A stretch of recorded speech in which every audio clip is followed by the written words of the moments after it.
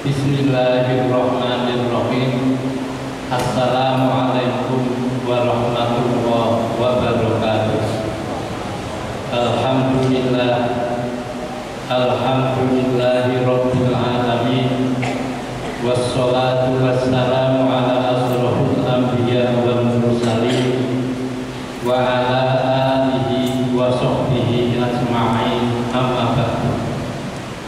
Jamaah guru yang dimuliakan Allah, pada kultum hari ini saya akan menyampaikan sebuah renungan apakah keberagamaan kita yang sudah kita jalani sudah berjalan dengan sebaik-baiknya, berjalan sesuai dengan apa yang telah disyariatkan oleh Allah. Jamaah yang dimuliakan Allah, agama kalau saya ibaratkan bahwa agama itu ibarat sebuah bangunan yang besar. Bangunan yang besar tersebut terkunci dengan rapat. Kalau bangunan itu terkunci dengan rapat, bagaimana cara membuka bangunan tersebut? Untuk dapat membuka bangunan tersebut, kita harus punya alat kunci. Alat kunci untuk membuka bangunan itu adalah iman.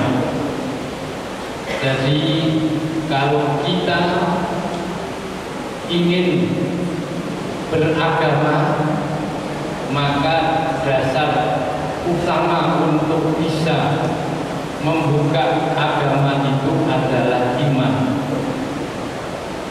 Artinya adalah bahwa iman itu landasan dari suatu agama.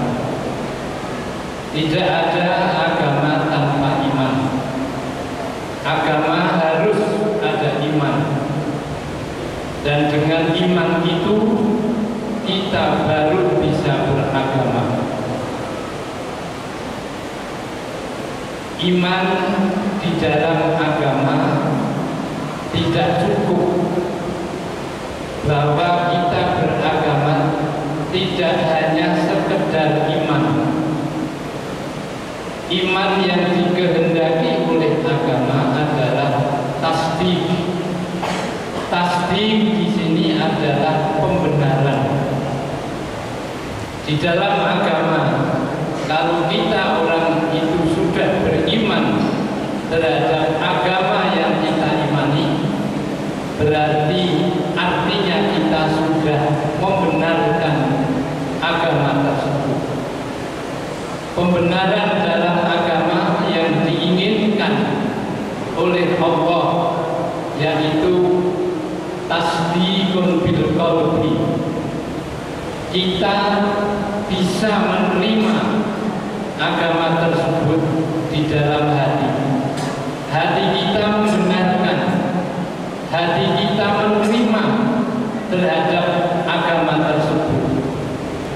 Kalau hati kita sudah bisa menerima dengan baik, maka kita akan bisa menjadi orang yang beragama dengan baik. Kenapa demikian?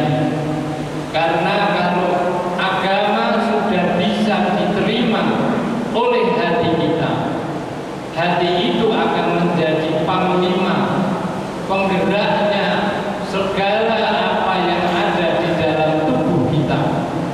Tubuh kita akan digerakkan oleh hati. Kalau hati sudah bisa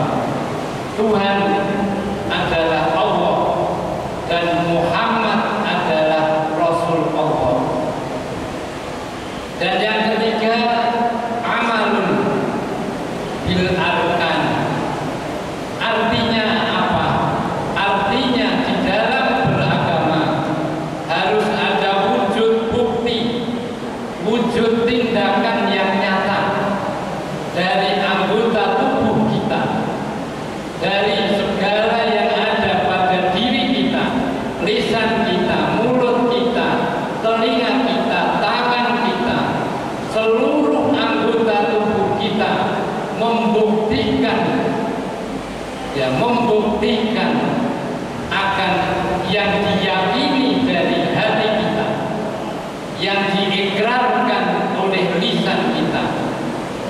Dengan demikian agama itu butuh bukti nyata, butuh bukti real.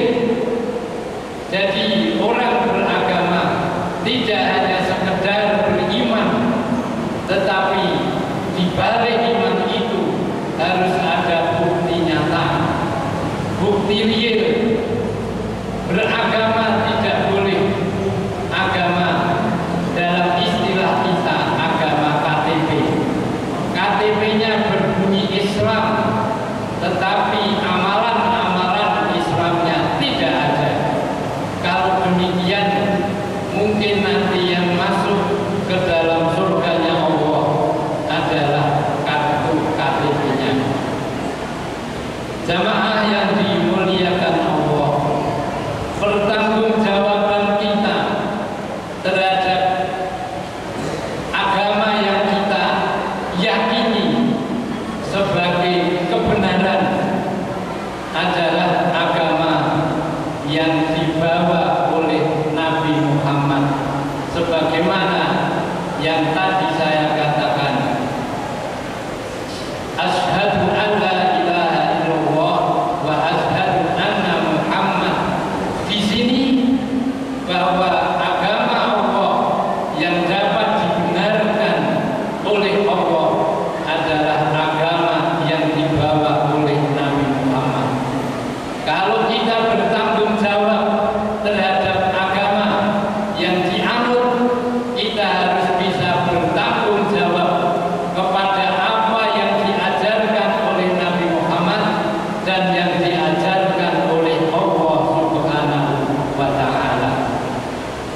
Kemudian kalau kita bertanya bagaimana kita bertanggung jawab kepada Allah dan Rasulnya, Allah Subhanahu wa Ta'ala sudah menata bagaimana cara kita bertanggung jawab kepada Allah dan Rasulnya. Allah menata itu semuanya ke dalam syariat Allah. Syariat Allah itu ada di dalam kitab suci Al-Quran. Zalikal kitab, itu kitab, yaitu Al-Quran, hudan, petunjuk. Ya, Al-Quran akan menjadi petunjuk agar kita menjadi orang yang bisa bertanggung jawab kepada Allah Subhanahu wa Ta'ala. Syariat Allah itu banyak. Ada dalam Al-Quran 30 juz, masih ditambah hadis tidak kurang dari 500 hadis. Itu semua mengatur manusia dalam hidup dan kehidupan. Itulah syariat Allah. Itulah yang harus kita ikuti. Itulah yang harus kita pertanggungjawabkan di mata Allah. Orang yang sudah beragama Islam sudah harus terikat oleh aturan-aturan syariat. Kita tidak bisa bebas berbuat apapun yang kita maui, apapun yang kita kehendaki. Segala-galanya hidup kita dari hal yang sekecil-kecilnya diatur oleh Allah dalam syariat. Maka tidak aneh jumlah ayatnya ada 6.000 lebih. Karena itu dia mengatur segala persoalan hidupnya manusia. Orang yang sudah berikrar syahadat, meyakini dalam hatinya, maka dia harus terikat oleh syariat Allah. Tidak ada yang tidak terikat. Orang yang beragama Islam harus terikat oleh syariat Allah. Kalau tidak mau terikat oleh syariat Allah, jadi orang kafir. Jadi orang kafir, jadi orang PKI. tidak diikat oleh syariat Allah. Orang-orang kafir tidak diatur oleh Al-Quran, tidak diatur oleh hadis Nabi. Berbuat semaunya silahkan. Kalau tidak mau terikat oleh syariat, ya itu caranya. Jadilah orang kafir, berbuatlah sekehendak. Hadis mengatakan masita fa innaka mayyitun. Kalau kamu tidak mau berbuat, mau terikat oleh aturan, hidup sekehendakmu, hidup sagelemu, saenakmu, tapi kemudian diiringi oleh Rasulullah, kamu akan mati. Maksudnya apa? Kalau kamu mati, berarti kamu nanti setelah mati akan mempertanggungjawabkan kehidupannya. Dalam Islam diajarkan kematian bukan akhir dari satu kehidupan. Kematian adalah awal dari kehidupan yang panjang. Kemudian kalau kamu kafir, berbuatlah wa'mal, berbuatlah sekehendakmu. Mau apa? Mau gulung sana, mau sekedar mau apa? Melakukan semaunya, sekehendaknya, kerjakan ikmal, berbuatlah semaunya, sekehendak kamu. Mau minum minuman keras, mau berjudi, mau apa, berbuatlah sekehendak kamu. Tapi ingat, wa anta madhiyun, ditutup oleh Rasul, kamu akan memperoleh akibat dari perbuatan kamu, akan mendapatkan pahala dari perbuatan yang kamu lakukan. Miskola darrotin khairan yarah. Sekecil apapun yang dilakukan oleh kita, kalau itu kebaikan, memperoleh kebaikan, kejelekan kita akan memperoleh kejelekan. Yang terakhir, hidup ini penuh dengan rasa cinta. 2/3 dari kehidupan ini adalah cinta. Cintailah kamu yang kamu inginkan. Mencintai A, B, C, D, silahkan. Tapi iling bahwa kamu akan berpisah dari apa yang kamu cintai. Itulah kehidupan manusia. Kalau kita sudah memilih sebuah agama, berarti kita harus mau terikat. Kita tidak mau terikat, maka kita harus keluar dari agama, yaitu menjadi orang kafir yang tidak diikat oleh Al-Quran maupun As-Sunnah. Oleh karena itulah, orang yang beragama selalu diingatkan oleh Tuhan, diingatkan oleh Rasul. Setiap kali, setiap saat, setiap sholat diingatkan oleh Allah agar tidak lupa dalam hidup ini. Ketika kamu menjadi seorang mukmin, muslim, beriman kepada Allah, apa ikrar kita, apa kata kita kepada Allah? Inna sholati wa nusuki wa mahyaya wa mamati lillahi rabbil alamin. Sesungguhnya sholatku, ibadahku, hidup dan matiku, ya, wa mamati lillah, untuk Allah. Kalau kita berikrar hidup mati dan sebelum dan sholatnya, ibadahnya untuk Allah, maka kalau kita bicara untuk Allah, berarti kita harus mematuhi apa yang telah digariskan oleh Allah. Kalau Allah memberi kepada kita tatanan syariat untuk kita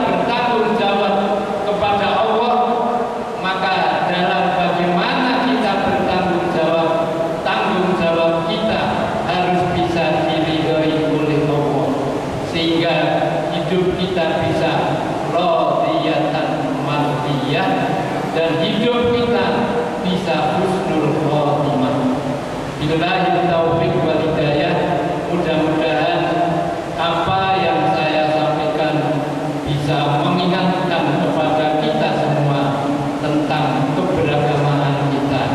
Apakah agama keberagamaan kita sudah baik atau masih separuh-separuh atau masih bolong-bolong?